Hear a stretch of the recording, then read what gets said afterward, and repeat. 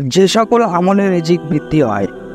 হযরত ইবনে আব্বাস রাদিয়াল্লাহু তাআলা আনহু বর্ণনা করেন, রাসূল সাল্লাল্লাহু আলাইহি সাল্লাম বলেছেন, যে ব্যক্তি লাগাতার তওবা ইস্তেগফার করবে, আল্লাহ তাআলা সংকট থেকে উত্তরণের পথ বের করে দিবেন, সকল দুশ্চিন্তা মিটিয়ে দিবেন এবং অকল্পনীয় উৎস থেকে রিজিকের ব্যবস্থা করে দিবেন।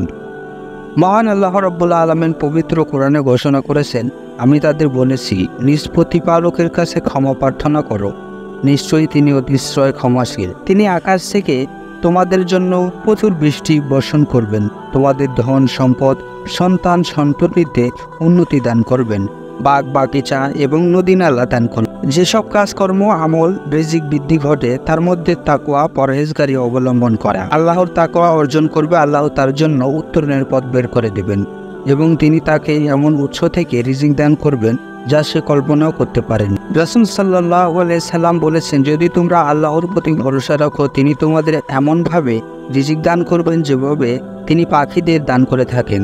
পাখিরা সকালে ক্ষুধার্ত অবস্থায় বাসা থেকে বের হয়, সন্ধ্যায় উদয় পূর্ণ করে বাসায় ফেরে।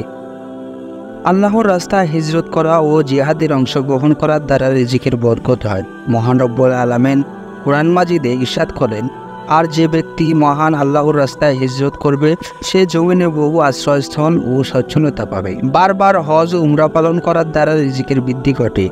আব্দুল্লাহ ইবনে মাসউদ রাদিয়াল্লাহু তাআলা আনহু বর্ণনা করেন, রাসূল সাল্লাল্লাহু আলাইহি সাল্লাম বলেছেন, তোমরা লাগাতার হজ ও উমরা পালন করতে থাকো, কারণ এর দ্বারা এমনভাবে অভাব ও গুনাহ দূরীভূত হয় যেমনভাবে কামারের হাপড় লোহা ও সোনা রূপার ময়লা দূর করে দেয়।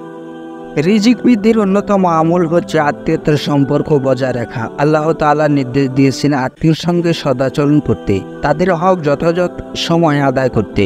হযরত ইবনে মালিক রাদিয়াল্লাহু তাআলা আনহু বর্ণনা করেন, রাসূল সাল্লাল্লাহু আলাইহি সাল্লামকে আমি বলতে শুনেছি, তিনি বলেন, যে ব্যক্তি কামনা করে তার রিজিক প্রশস্ত করে দেওয়া হোক এবং আয়ু বৃদ্ধি করে দেওয়া হোক, সে যেন তার আত্মীয়দের সঙ্গে সুসম্পর্ক বজায় রাখে। হযরত আবু হুরায়রা রাদিয়াল্লাহু তাআলা আনহু বর্ণনা করেন, রাসূল সাল্লাল্লাহু আলাইহি সাল্লাম বলেছেন, মহান আল্লাহ তাআলা বলেন, হে আদম সন্তান, আমার ইবাদতের জন্য তুমি তোমার মনকে খালি করো, আমি তোমার অন্তরকে অভাবমুক্ত হিসাবে পরিপূর্ণ করে দেব এবং তোমার দরিদ্র পথ থেকে দূর করে দেব, আর যদি না করো আমি তোমার অভাব মেটাবো না।